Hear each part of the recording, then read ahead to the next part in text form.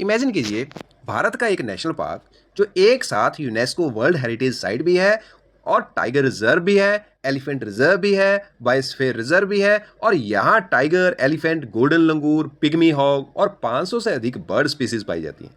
लेकिन आज यही world popular national park illegal encroachment के गंभीर खतरे का सामना कर रहा है।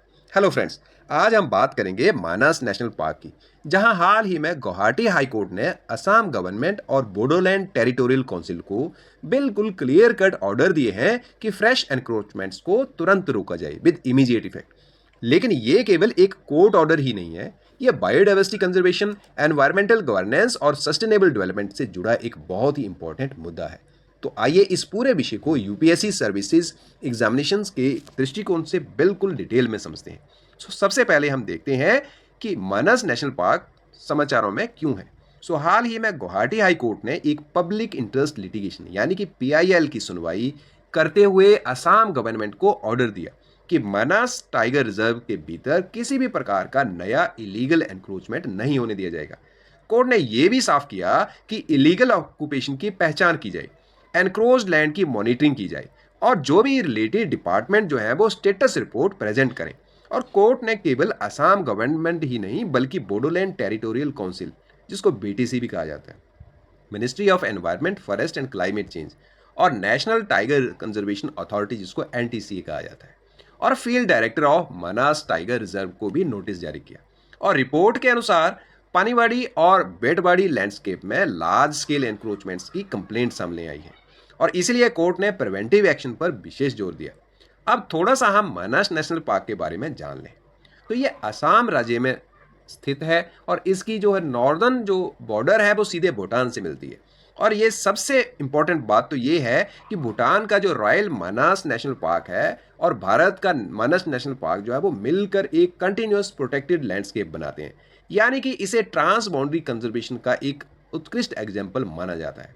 अब यहाँ पे कुछ इंपॉर्टेंट फैक्ट्स हैं, जैसे कि इसको रिजर्व फॉरेस्ट जो घोषित किया गया दैट इज इन 1928 और इसमें प्रोजेक्ट टाइगर में इसमें शामिल किया गया दैट इज इन 1973 और यूनेस्को वर्ल्ड हेरिटेज साइट इसको घोषित किया गया दैट इज इन 1985 और 1989 में बायोस्फीयर रिजर्व बनाया गया और 1990 में इसको नेशनल पार्क का दर्जा दिया गया।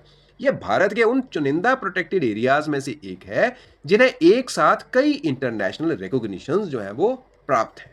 अब हम बात करते हैं कि ये मानस नेशनल पार्क जो है वो इकोलॉजिकली इतना इंपॉर्टेंट क्यों है।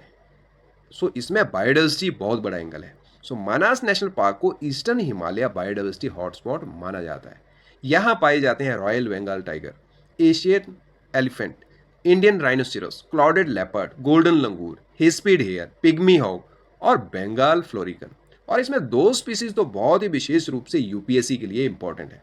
पहला है पिग्मी हॉग, ये वर्ल्ड में बहुत ही पॉपुलर है और सबसे छोटा वाइल्ड पिग है और इसकी पॉपुलेशन बहुत ही सीमित क्षेत्रों में पाई जाती है। और दूसरी स्पीसीज है दैट इज गोल्डन लंगूर, ये अत्यंत दुर्लभ प्राइमेट है और ये मेनली जो असम और भूटान के कुछ क्षेत्रों में ही पाया जाता है। अब इसके अतिरिक्त यहाँ पे जो स्पीसीज पाई जाती हैं 500 से अधिक बर्ड स्पीसीज हैं, 60 से अधिक मैमल्स हैं, 50 से अधिक रेप्टाइल्स और अनेक एम्फीबियंस और बटरफ्लाइज यहाँ पाए जाते हैं। तो इसमें हम बात करें कि एनक्रोचमेंट इसके लिए इतना बड़ा खतरा क्यों है, तो ये बहुत इंपॉर्टेंट प्रश्न है क्योंकि इलीगल एनक्रोचमेंट से बहुत ज़्यादा नुकसान होता है। वो क्या हो सकता है? सबसे पहला इफेक्ट है इसका हैबिटेट फ्रेगमेंटेशन। जब जंगल छोटे छोटे टुकड़ों में बंट जाता है तो वाइल्ड लाइफ कॉरिडोर्स टूट जाते हैं। दूसरा है ह्यूमन वाइल्ड लाइफ कन्फ्लिक्ट, जैसे एलिफेंट्स और टाइगर जो है वो ह्यूमन हैबिटेशंस यानी कि मानव बस्तियों की ओर आने लगते हैं। तीसरा है पोचिंग, जो कि बहुत बड़ा खतरा है, जिससे उनकी नंबर में कम होने स्टार्ट हो जाते हैं। चौथा है ग्रासलैंड इकोसिस्टम समाप्त होने लगता है और यही ग्रासलैंड जो है पिग्मी हॉग और बंगाल फ्लोरिकन जैसे रेयर स्पीसीज का मेन हैबिटेट है। और यदि हैबिटेट नष्ट होगा तो स्पीसीज का सर्वाइवल भी खतरे में पड़ जाएगा और यही कारण है कि हाई कोर्ट ने प्रिवेंटिव कंजर्वेशन अप्रोच अपनाने पर जोर दिया। अब यहाँ पे हम देखें कि साइंस एंड टेक्नोलॉजी क्या रोल प्ले करती है, कैसे हेल्प कर सकती है। तो रिमोट सेंसिंग, जिससे सैटेलाइट इमेजेस की हेल्प से फॉरेस्ट कवर में होने वाले चेंजेस की पहचान की जाती है। जीआईएस मैपिंग में इलीगल एनक्रोचमेंट्स और लैंड यूज चेंजेस को मैप किया जाता है। ड्रोन सर्विलियंस से रिमोट एरियाज की मॉनिटरिंग, फॉरेस्ट फायर डिटेक्शन और इलीगल एक्टिविटीज़ की पहचान की जाती है।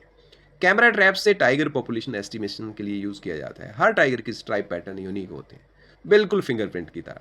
और एनवायरमेंटल डीएनए यानी ईडीएनए वाटर सैंपल लेकर वैज्ञानिक ये पता लगा सकते हैं कि किस क्षेत्र में कौन कौन सी स्पीसीज मौजूद हैं, और वो भी एनिमल को देखे बिना बायोडाइवर्सिटी असेसमेंट करना पॉसिबल है। अब एआई की बात करें तो AI based systems illegal logging, forest fires और एनक्रोचमेंट का अर्ली वार्निंग दे सकते हैं, और यही फ्यूचर कंजर्वेशन की डायरेक्शन में बहुत बड़ा कदम है। अब यूपीएससी एग्जामिनेशन पर्सपेक्टिव से देखें तो प्रीलिम्स में कुछ क्वेश्चन पूछे जा सकते हैं, जैसे कि मानस नेशनल पार्क किस राज्य में है, ट्रांस बाउंड्री कहाँ है, और गोल्डन लंगूर कहाँ पाया जाता है, पिग्मी हॉक किस हैबिटेट में है, और यूनेस्को वर्ल्ड हेरिटेज साइट क्या है, project tiger, NTCA, elephant reserve, biosphere reserve और ट्रांस बाउंड्री कंजर्वेशन। इन सभी टॉपिक्स को एक साथ तैयार कर लेना चाहिए। अगर मेंस के पॉइंट ऑफ व्यू से देखें तो यहाँ पॉसिबल क्वेश्चन है कि प्रोटेक्टेड एरियाज में इलीगल एनक्रोचमेंट्स बायोडाइवर्सिटी कंजर्वेशन के लिए गंभीर चुनौती क्यों है। उपयुक्त उदाहरण सहित चर्चा कीजिए और टेक्नोलॉजी बेस्ड सॉल्यूशन भी सुझाइए। सो आंसर में आप लिख सकते हैं मानस नेशनल पार्क लिख लो, चाहे काजीरंगा का एग्जाम्पल लिख लो, कॉर्बेट नेशनल पार्क का लिख लो, सुंदरबंस का लिख लो, आपके पास बड़ी सारे उदाहरण। सो फ्रेंड्स, मानस नेशनल पार्क केवल एक असम की ही प्राकृतिक धरोहर नहीं है, ये भारत की इकोलॉजिकल सिक्योरिटी का एक बहुत इंपॉर्टेंट पिलर है। ये क्लाइमेट रेगुलेशन में योगदान देता है, वाटर सिक्योरिटी सुनिश्चित करता है, रेयर स्पीसीज को हैबिटेट प्रोवाइड करता है, और हजारों लोकल कम्युनिटीज की लाइवलीहुड भी इसी इकोसिस्टम से जुड़ी हुई है। सो गुवाहाटी हाई कोर्ट का हालिया निर्णय हमें यह संदेश देता है कि डेवलपमेंट आवश्यक है, लेकिन कंजर्वेशन उससे भी अधिक आवश्यक है। यदि हम आज अपने प्रोटेक्टेड एरियाज की रक्षा करेंगे तो आने वाली पीढ़ियों के लिए बायोडाइवर्सिटी, क्लाइमेट स्टेबिलिटी और इकोलॉजिकल बैलेंस सुरक्षित रहेगा। सो यदि आपको ये वीडियो यूजफुल लगी हो तो इसको लाइक और शेयर जरूर करें, और काशिप एजुकेशन चैनल को सब्सक्राइब करना बिल्कुल ना भूलें।